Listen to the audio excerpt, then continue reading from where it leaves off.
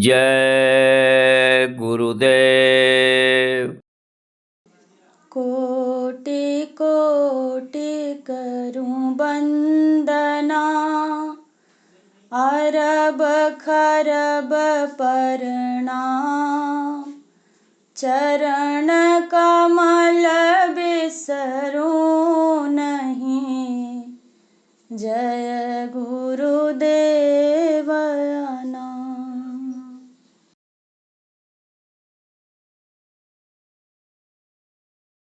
घट घट में गुरु विराज रहे, कोई देखने वालों देखे।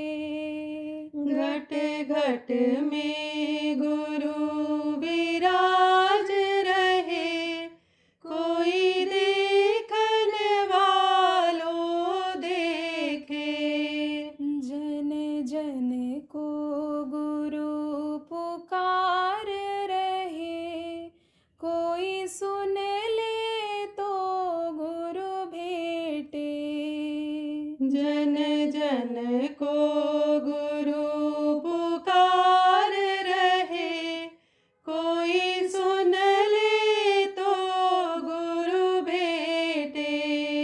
पर वह पथ किसका देखा, जो पहुँचावे निज देशा। पर वह पथ किसका देखा, जो पहुँचावे निज देशा। गुरु बिन सब जीव भुलाए रहे, भटके 84 रीते। गुरु बिन सब जीव भुलाए रहे, भटके 84 रीते। बड़ भाग्य जीव का जागे, तब आवे सतगुरु आगे। बड़ भाग्य जीव का जागे, तब आवे सतगुरु आगे। सतसंग के वचन पियारे लगे, तब सूरत शब्द में पागे। सतसंग के वचन पियारे लगे, तब सूरत शब्द में पागे। मूरख क्या जानहि भेदा, गुरु को जिन मानुष देखा। मूरख क्या जानहि भेदा, गुरु को जिन मानुष देखा। सतगुरु का वह सतरूप भला, ऐसे नर कैसे देखे। सतगुरु का वह सतरूप भला, ऐसे नर कैसे देखे। मेरी अरज सुनो गुरुदाता, मोहि एक तुम्हारी आशा। मेरी अरज सुनो गुरुदाता, मोहि एक तुम्हारी आशा। मेरे अंदर आप विराज रहो, मैं जय गुरुदेव भरोसे। मेरे अंदर आप विराज रहो, मैं जय गुरुदेव भरोसे। घट घट में गुरु विराज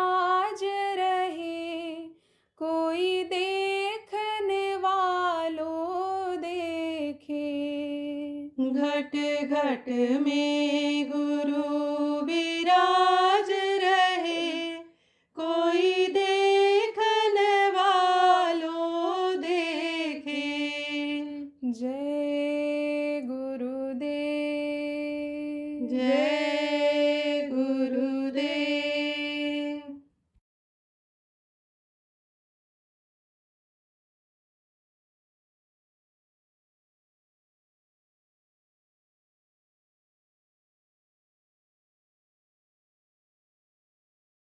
गुरु महाराज बहुत बड़ा उपकार किया। लंगोटी लगाने वाले, रोटी और लंगोटी से रिश्ता रखने वाले, जिन्होंने गृहस्थी को त्याग दिया, जिन्होंने घर नहीं बसाया, बाल बच्चों को अपने नहीं पैदा किया, कोई भी इस तरह का काम नहीं किया कि जहाँ पर उनका मोह रहा हो, जहाँ पर उनका लगाव रहा हो, तो उन्होंने क्या उपकार किया होगा। गुरु महाराज के बारे में जानकारी आपको हुई होगी, तो आपको पता चला होगा कि बाबा जी के कोई बच्चे नहीं थे, उन्होंने शादी ब्याह नहीं किया था। और वो यही कहते थे कि मेरे अपना बच्चा तो कोई है नहीं, लेकिन आध्यात्मिक दृष्टिकोण से मैं तुम सब लोगों को अपना बच्चा मान करके और जो हो सकता है तुम्हारी मदद करता हूँ, परवरिश करता हूँ। हम तुम्ही को अपना बच्चा मानते हैं। तो आप ये कहोगे भाई ऐसे साधु के पास क्या चीज़ थी कि जो उन्होंने दिया कि जिससे लोग माला माल हो गए। तो मृगा को जब प्यास लगता है तो पानी की तलाश में निकलता है, तो जब धूप निकलती है, सूरज निकलता है, तो वही बालू चमकता है। तो मृगा को लगता है कि आगे पानी है, बालू चमकता है तो मालूम पड़ता है पानी है। जैसे समुद्र के किनारे आप चले जाओ, तो समुद्र के किनारे जब जाओगे तो बैठोगे समुद्र के किनारे, तो समुद्र का कुछ हिस्सा ऐसा आपको दिखेगा कि जैसे ये आसमान से छुआ हुआ हो। अब इसके आगे और कुछ नहीं है। लेकिन समुद्र के किनारे किनारे आप दूर तक चले जाओ, जहाँ तक रास्ता बना हुआ है, तो ठीक उसी तरह से जहाँ भी देखोगे वहीं पर दिखाई पड़ेगा। तो इसी तरह से चमकते हुए बालू को जो है वो मृगा देख करके दौड़ता रहता है, भटकता रहता है, और पानी नहीं मिलता है तो उसी में वो उसकी जान चली जाती है। जैसे इस समय लोग भटक रहे हैं, गीता भी हो रहा है, रामायण भी हो रहा है, पुराण भी हो रहा है, सब जगह सुनाया जाता है कि भाई भगवान ही सब कुछ हैं, भगवान ने ही ये दुनिया बनाया है, भगवान का दर्शन करना है तो भगवान के शरण में जाओ, चरण में लगो, उनका दर्शन करो, उनसे कोई चीज़ मांगोगे तो वो देंगे। तो विश्वास वो दिला देते हैं। लेकिन भगवान के दर्शन करा देने वाला के पास लोग जब नहीं पहुंच पाते हैं, जब समर्थ गुरु संत गुरु जिनको कहा गया, वक्त गुरु जिनको कहा गया, उनके पास जब नहीं पहुंच पाते हैं, जिनके पास युक्ति होती है, उपाय होता है भगवान के दर्शन कराने का, उनके पास जब नहीं पहुंच पाते हैं लोग, तब भटकते रहते हैं। किसी से पूछा, मान लो कोई कथा सुना रहा है, प्रवचन कर रहा है, और उसे से पूछा जिज्ञासु ने, संस्कारी ने कि भाई आप बताओ महाराज जी कि भगवान मिलेंगे कहाँ। तो वो जानकारी जिसको जहाँ तक की है बताएगा। वो तो कह देगा भाई अयोध्या में गया था तो बड़ा सुकून मिला, शांति मिली, साजू जी के नदी के किनारे गया, स्नान किया, बैठा रहा, बहुत अच्छा लगा, चले जाओ तुम भी अयोध्या चले जाओ, वहाँ तुमको भगवान मिल जाएंगे। अब वहाँ गए, खोजे, लोगों से पूछा तो कहा भगवान वहाँ है, चले जाओ तुम। कहाँ? राम जन्मभूमि पर चले जाओ, दर्शन कर लो। वहाँ जब गए तो वहाँ भी देखा कि भगवान नहीं मिले, भगवान की मूर्ति ही वहाँ लगी हुई है, उन्हीं को लोग भगवान मान कर के पूजा कर रहे हैं। फिर किसी से पूछा तो कहा वहाँ तो नहीं, वहाँ कनक भवन में चले जाओ, तो कनक भवन चले गए। फिर पूछा वहाँ भी भगवान नहीं मिले, बोले जाओ वहाँ हानि साजू के किनारे नागेश्वर नाथ हैं, वहाँ दर्शन करो, वहाँ पर मिल जाएंगे। तो वहाँ पर भी गए, वहाँ पर भी जो खोज रहे थे नहीं मिले कि जिनसे वो बात कर सकें, अपनी दो बात कह सकें, उनसे कुछ पूछ सकें, ऐसे कोई जिंदा भगवान मिले नहीं। मुर्दा भी नहीं है, न जिंदा है। कौन है? पत्थर के बनाए हुए भगवान हैं। तो उनसे कोई क्या सवाल कर पाएगा, क्या वो बताएंगे? केवल श्रद्धा और भाव से ही लोगों के संस्कार जगने से, कर्म कटने से, अच्छे भाव से जो जाते हैं उन्हीं को लाभ फायदा मिलता है। थोड़े समय के लिए शांति महसूस होती है, अच्छा लगता है, प्रसाद मिलता है, वहाँ मीठा मीठा खाते हैं, अच्छा लगता है। यही मिला। तो जब नहीं मिला तब फिर लोगों से पूछा तो वहाँ हर तरह के लोग रहते हैं, पढ़े तीर्थ स्थानों पर हर तरह के लोग मिल जाते हैं। चोर डकैत भी रहते, उचक्के भी रहते हैं।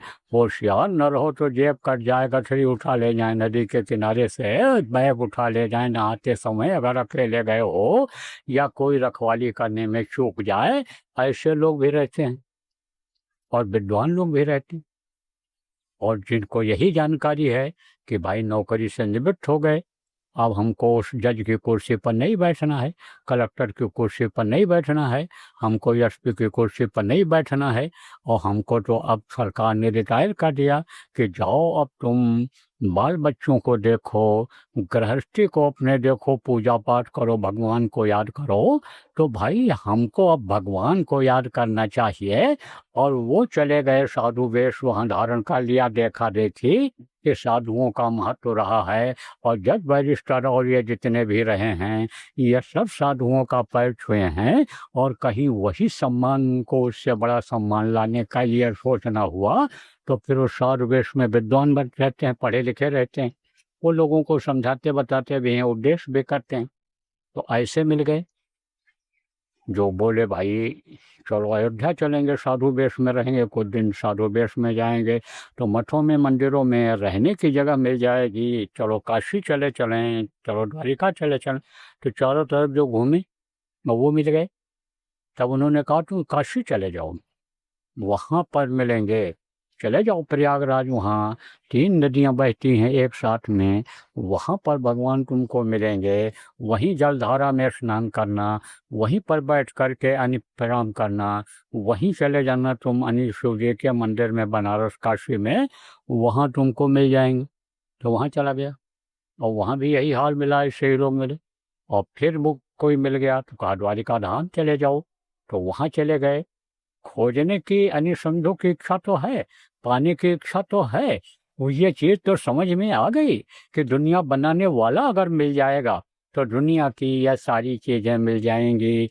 ये चीज़ जब समझ में आ गई तो खोज की इच्छा तो जगी, खोजी तो बन गया, लेकिन भटकता रहा।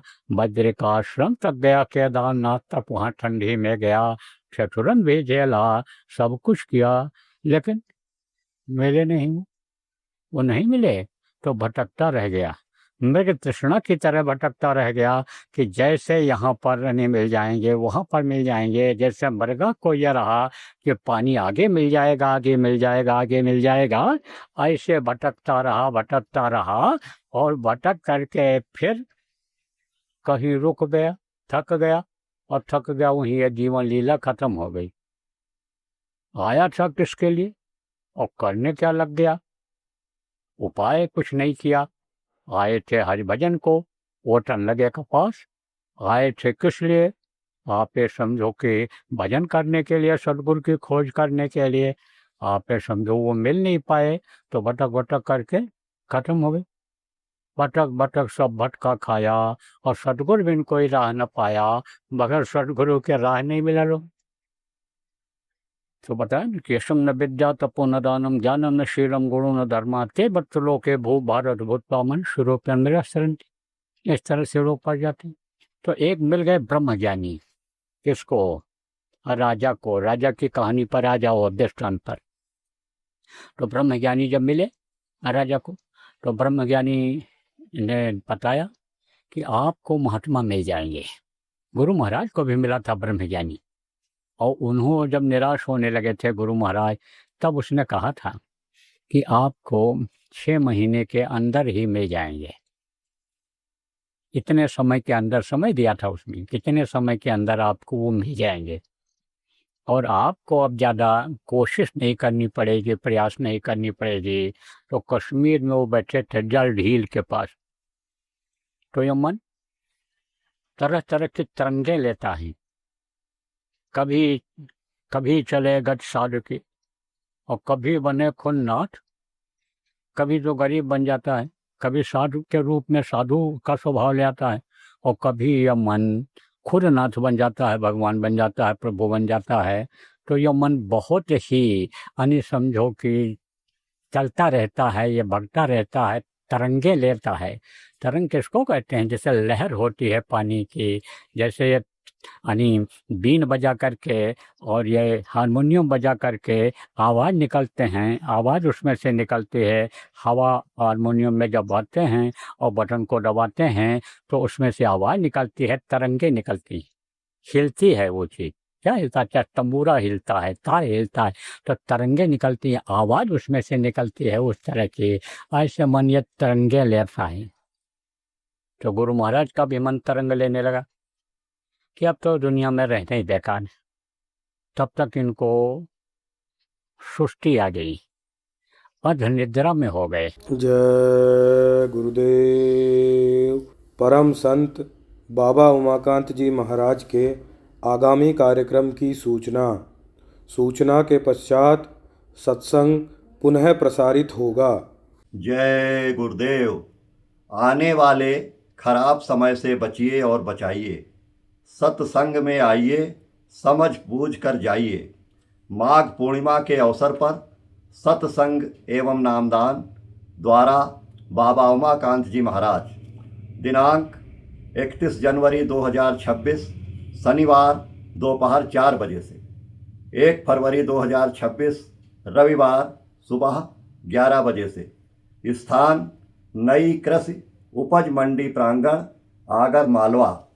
संपर्क नंबर 8889420422 व 9522020766। जय गुरुदेव। आज निद्रा किसको कहते हैं? कि जैसे आदमी से सोता भी रहता है, आँख खोले रहता है और उसको ज्ञान भी रहता है, भान भी रहता है। जैसे सोते समय ये ज्ञान रहता है कि हम सो रहे हैं और हम सपना देख रहे हैं। सपने में भी ये महसूस होता है कि हम सपना देख रहे हैं। और एक ऐसा होता है कि जो एकदम से पड़ जाता है, कहते घोड़ा बेच करके सो गए, तो वो क्या होता है? वो निद्रा होती है, वो सुप्तावस्था होती है। और एक होता है अर्ध सुप्तावस्था, होश में भी रहता है लेकिन एकदम होश में नहीं रहता है। ऐसे ही जैसे कस आता है आदमी को, गिर पड़ा है, ये मालूम पड़ रहा है पड़ा हूँ, लेकिन हिम्मत नहीं पड़ती है उठ पाने की, तो वो ऐसा होता है। तो ऐसे सुप्तावस्था में आए तब तक एक आकृति दिखाई पड़ेगी, बोली घबराते को वो बोला लेंगे, तब ढांढस बढ़ गई। आकृति इतनी अच्छी थी, इतनी मनमोहक थी, इतने वो सुंदर लग रहे थे कि मालूम पड़ रहा था कि जैसे भगवान ही मिल गए, प्रभु ही मिल गए, जिनकी हमको तलाश थी वही मिल गए। तब बस ढांढस बन गया, हिम्मत बन गई और उठ पड़े वहाँ से कि कहीं मन धोखा न दे दे, कहीं इसी में कुदा न दे। क्योंकि जब अनिष्ट मन सोचे, जब बुरा काम करवाने के लिए सोचे, जब कुछ इस तरह का सोचे कि आत्महत्या कर लो, मार दो, मरवा दो, कटवा दो, ऐसा कर दो, वैसा कर दो, तो उस समय को टाल देना चाहिए, वहाँ से उठ पड़ना चाहिए। नहीं कुछ है तो ये अपनी जो धार्मिक किताबें हैं जो गुरु महाराज की लिखी हुई, यही पढ़ने लग जाना चाहिए, प्रार्थना ही बोलने लग जाना चाहिए। प्रेमियों को प्रेमियों से ऐसा भाव जब आवे तो मिलने ही लग जाना चाहिए, कुछ गुरु चर्चा ही सुनने लग जाना चाहिए। तो उठ पड़े कि कहीं अमन अनर्थ न करा दे, क्योंकि यह मनुष्य जन्म बड़ा अनमोल, यह तो अनमोल मिला है, इसकी कोई कीमत नहीं है। और यह काम बनाए अगर अपना, अगर यह ख़त्म हो गया तो फिर सब बेकार हो जाएगा, दुनिया सूनी हो जाएगी, आगे का सब हिसाब किताब बंद हो जाएगा, जन्म लेना बेकार हो जाएगा। इसलिए उठ पड़े। और उठ पड़े तो बोले कहाँ चलने, चल पड़े। काफ़ी कुछ लोग इसमें ऐसे बैठे हो जो गुरु महाराज के पास पहुँचे नहीं, बुलाए गए, खींचे गए हो, तब गुरु महाराज के पास पहुँचे हो, तब सत्संग में आप आ पाते हो और तब सत्संग का लाभ आपको मिल पाता है, तब दर्श स्पर्श मंजन और पाना का लाभ आपको मिल पाता है। तो प्रेमियों, संस्कार जब जगते हैं, दया होती है, उनकी होती है, तब ऐसा होता है। तो खींचे गए गुरु महाराज, और कैसे कैसे पहुँचे ये आपको बताया गया है पहले। आज बताने का अब ज़्यादा समय नहीं है। दादा गुरु के स्थान पर पहुँच गए थे और दादा गुरु जी महाराज का दर्शन किया। अरे तो रो पड़े, चरणों में लिपट गए। आंसुओं के कोई ठिकाना नहीं था, कितने आंसू आंखों से निकलते चले जा रहे हैं। किसके लिए निकलते चले जा रहे हैं? उसके लिए निकलते चले जा रहे हैं कि इन्होंने मिलने में देर कर दिया। खुशी उनको इतनी थी कि जिसका कोई ठिकाना नहीं था, इसलिए आंसू निकलते हैं। आंसू खुशी में भी निकलते हैं और गम में भी निकलते हैं।